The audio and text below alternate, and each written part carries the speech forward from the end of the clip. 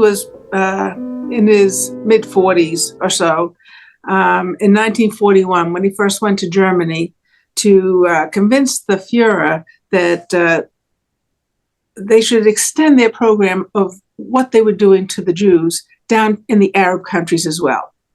He wanted to have a meeting with the Fuhrer. The first time he wanted this meeting, he was denied. The Fuhrer wanted, not that he wanted nothing to do with him necessarily. He would appreciate the fact that he didn't like Jews, whatever, but he also doubted the influence that Husseini had in all the other Arab countries. He came from a wealthy family in Jerusalem that supposedly could bring put their lineage back to Muhammad. I mean, he was supposed to be this, but that didn't mean that he necessarily had anything to do with any of the other countries or that he had any influence in any of the countries.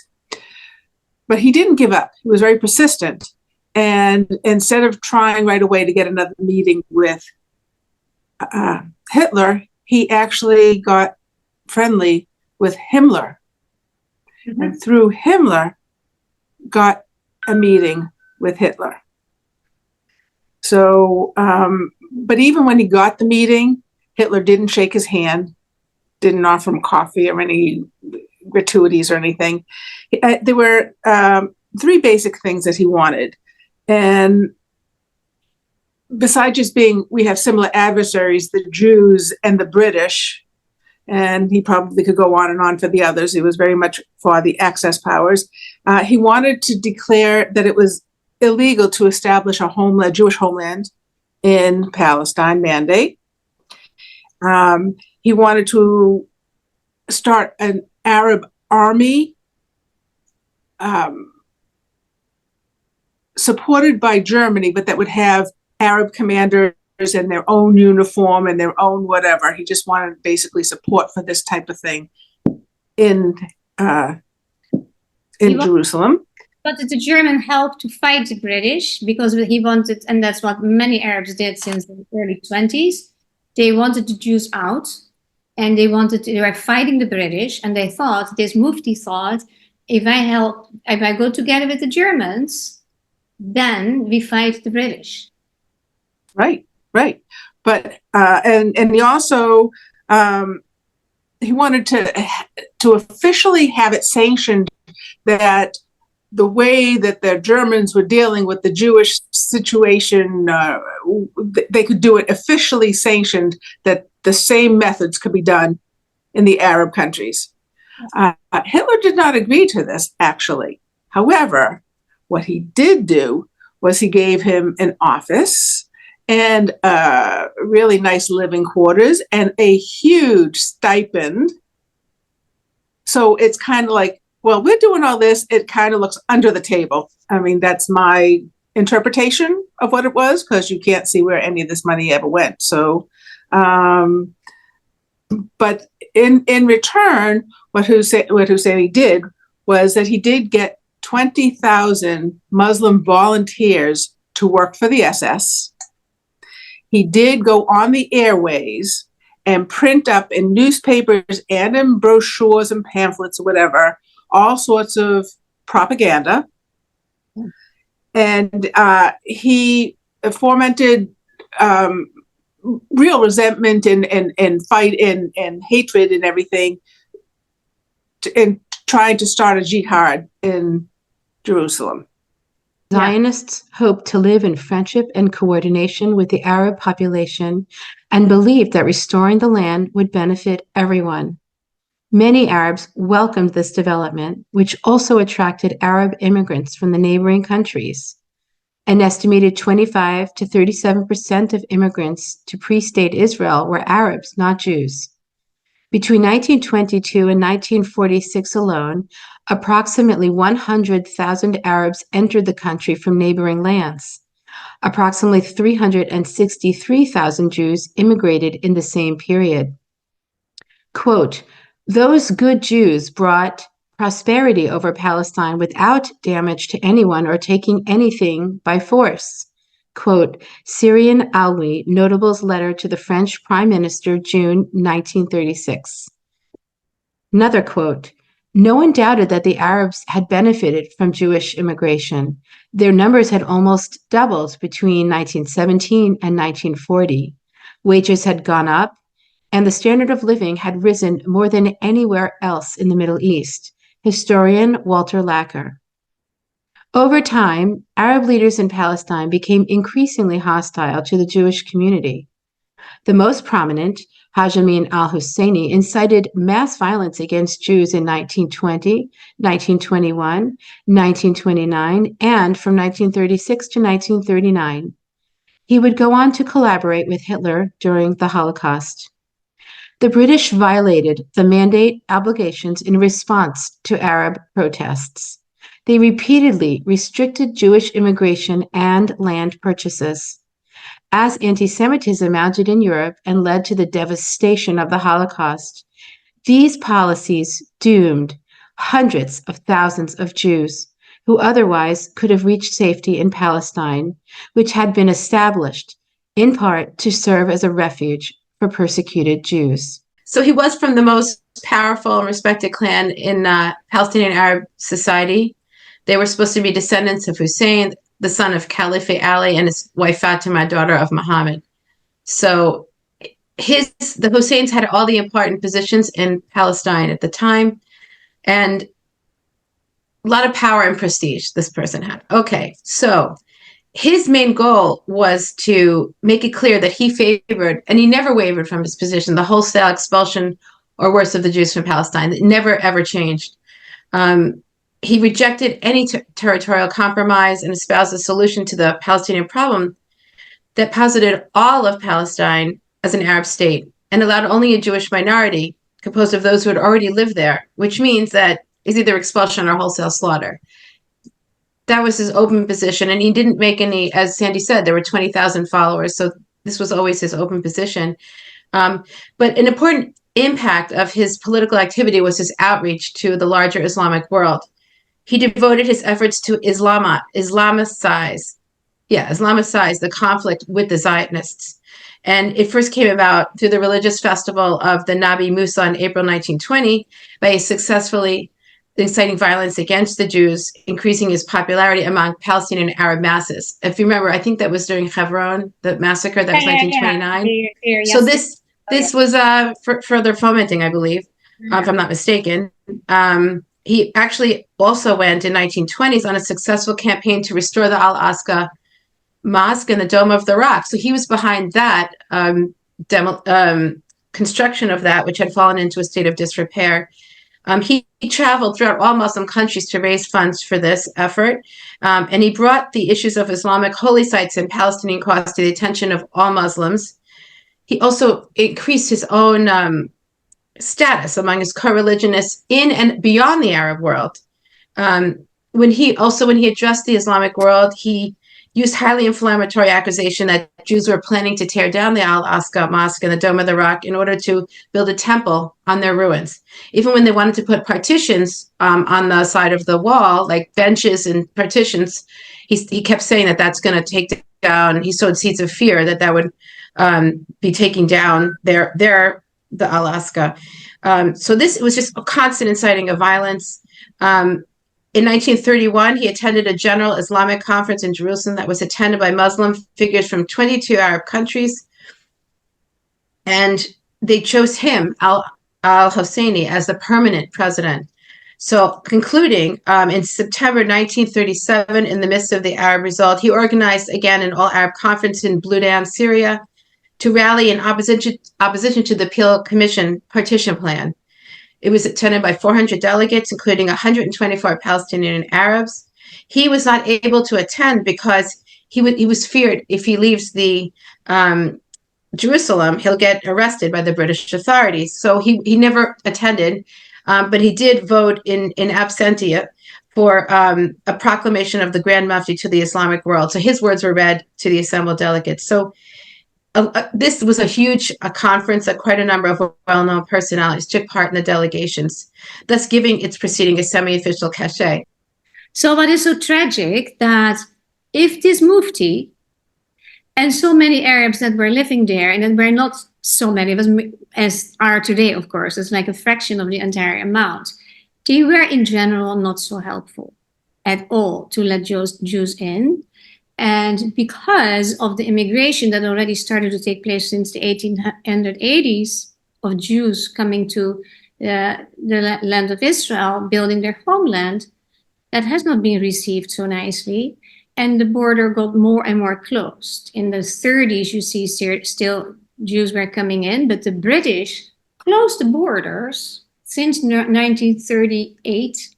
There came in some Jews still, but they closed the borders because of the pressure of the Arabs. And the British were so afraid that they would lose more control of the revolting Arabs. They didn't care about the Jews. So we have the Jews that in Europe that were by the Europeans, Germans and other Europeans betrayed in order to be murdered. But England, who was fighting Germany, was also fighting the Jews in the land of Palestine or the land of Israel. And that was such a terrible thing that actually in 1941, there were only 4,178 Jews let in. And since then, it was permanently closed. So if it was true that the Arabs were so nice and they gave refuge to the Jews, then we would have had many more Jews surviving the Holocaust. Many, many, many more. So the Arabs were totally not nice, and the British were not so nice either. And there are really movies made about that. Israel made some movies about that, like the Beauty Queen of Jerusalem. You can see that too. So many more Jews could have been saved. Though that remark what I brought up in the beginning about that the Jews came in and they got refugee and then they stole the land, the opposite is true. First of all, they didn't come in so easily. And secondly, almost every land is bought and paid for. Almost everything. And the additional land that came in the hands of Jews was always the result of wars that were started by the surrounding Arabic countries. So the opposite is true. Sandy, you have a beautiful quote there. Yeah, no, I read, and I guess you can look it up on the internet because that's where I read it.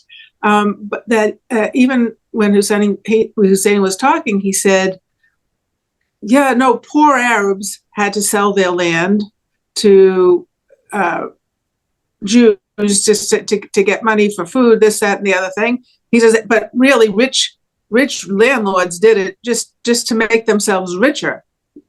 Well, these were Arab landlords. They so yeah, they still bought it, no matter how. Even he says the land was bought. In his quote, the land was bought from poor Arabs and rich landlords. And so he doesn't say it was. He doesn't say it was stolen. Yeah. Because the truth is, it wasn't stolen. No. Using money donated from Jewish communities around the world, the Jews legally bought the land they developed primarily from absentee landowners. Most of it was uncultivated swampland or sand dunes. Quote, the Jews, paid high prices for the land, and in addition, they paid to certain occupants of those lands a considerable amount of money, which they were not legally bound to pay. Quote, this is a quote by Hope Simpson Report, 1935. Of the total 418,000 dunhams or quarter acres acquired by Jews in Palestine between 1878 and 1914, 58% was sold by non-Palestinian Arab absentee landlords and 36% by Palestinian absentee landlords, for a total of 94%. This is a quote from the Palestinian American historian Rashid Khalidi. Quote, Arab claims that the Jews have obtained too large a proportion of good land cannot be maintained. Much of the land now carrying orange groves was sand dunes or swamps and uncultivated when it was bought. Quote, that was a Peel Commission report from 1937. Through backbreaking labor, the early Jewish pioneers cleared the wastelands of malarial swamps, reforested the hillsides, and built towns and villages.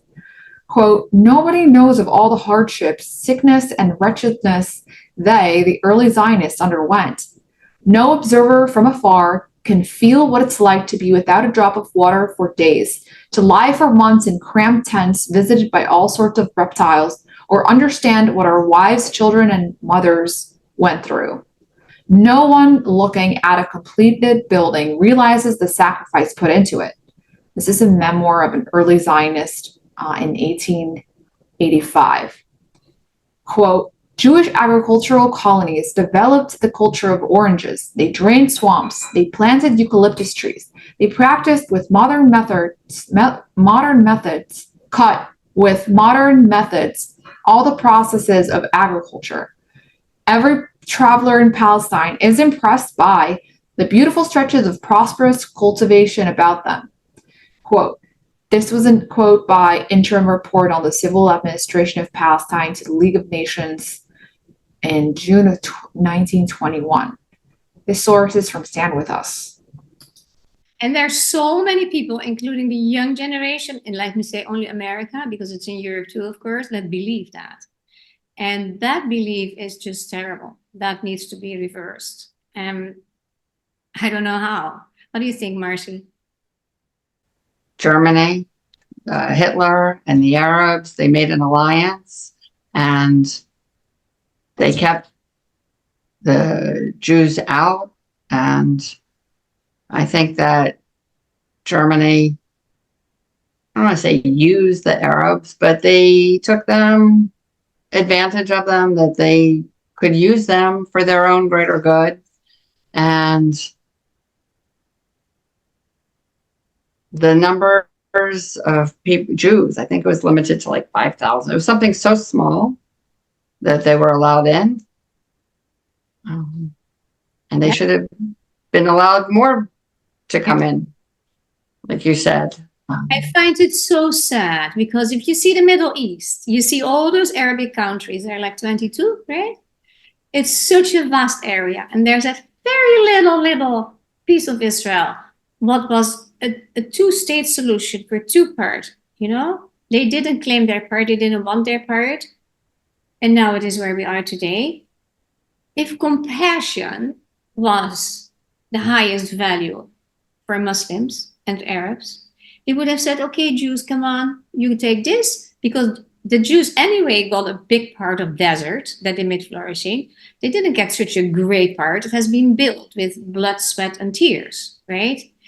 If the Muslims would have done that and say, okay, we move up a little bit, and there's so much land, we have already so many countries. Like the other time we spoke about Transjordan, yeah, Jordan, they got 77% of the Palestinian mandate. 77%, that is so much, right? But 23% was left to share between the Jews and the Arabs from that area. Look what happened with the Syrian war a few years ago. Germany took in 1 million Syrian refugees. Why can Europe be taking in other people? Why do Muslim countries not take in some Palestinians or more Palestinians and make space for the Jews? Why is that? Well, there's a history of, I'm not sure which countries it is, but there's a history where they were taken in, they brought political or some type of unrest with them. So I don't know. Palestinians. Egypt's not taking them, and the Palestinians. Egypt is actually increasing its wall. I think it's along the Rafah border right now. True. Jordan doesn't want them. Yeah, you and I know. Nobody speaks about that. And they don't want the Jews there. That's the bottom line. That's it. They never did. They never will. Well, it's in their charter. I mean, it's not just Palestinians. It is in the Muslim charter to kill the Jews and to get rid of it. That's not a joke. I mean, it's sad if you read it. It's like, oh my goodness, this is what they pray all the time. You know, this is so in their mindset. There was no place for the Jews. The Jews never lived there. There are thousands and thousands of artifacts, but no Jews ever lived there. It's an Arab state. The saddest thing is, in today's day and age, in 1948, and look at how much things have changed in the last 75 years or so. Look what they could have had if they took the money that they were given and put it towards good. Yeah. Put it towards making their lives better. And supplies too. They take supplies, they turn them and they reuse them for tunnels and artillery. Cement. But if all that was used for good instead of evil, and It all comes down to education, and they teach the young to kill. It doesn't give those people a future, not to mention the people that those people are going to kill. At what point do you stop? At what point do we stop the circle of the older you get? The older ones teach the younger ones. If you see a Jew, kill them. That's what they're taught. And then they grow up to be terrorists. And so at some point you say, we have to stop this. The only cycle. way to stop it is it's funded and financed by money. So right. It's a cycle that's greased with money. So the money stops. I mean, it's not going to stop, but if the money stopped, if they were held accountable for what they're teaching their children in those Hamas-run schools, it would be a totally different situation. But we did not hold them accountable. We didn't. Nobody checked, hey, what's going on with the money? So and actually, they were told that there's UN teachers going in and doing this, and nobody paid attention from the administration. They couldn't care less. Nobody cared. I don't know that they didn't care, but what were they going to do? They had given up and they said, you have to run yourself. We're pulling out. It is now your state. They can't go in there now and say, well, you're teaching this. We can't allow that. UN. No. The funding, the UN got funding. You can withhold money. I'm just saying, hypothetically speaking, you have the power of the purse as the UN. You could say, hey, let me see your books. I thought you were talking about Israelis. I'm like, Israelis couldn't go in. Oh, no, I'm not talking about Israelis. I'm talking about where Marcy was saying the terror. Where does it come from? I mean, it's grown by money. Yeah. It's paid. And now we have Qatar. That is another story, right?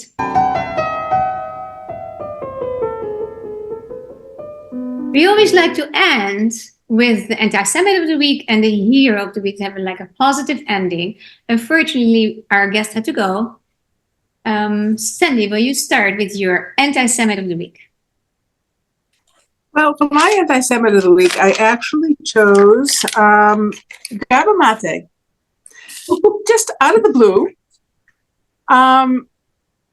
just because he may be Jewish, but if you listen to anything he says about anything to do with this war or the situation, it's like, where are you coming from?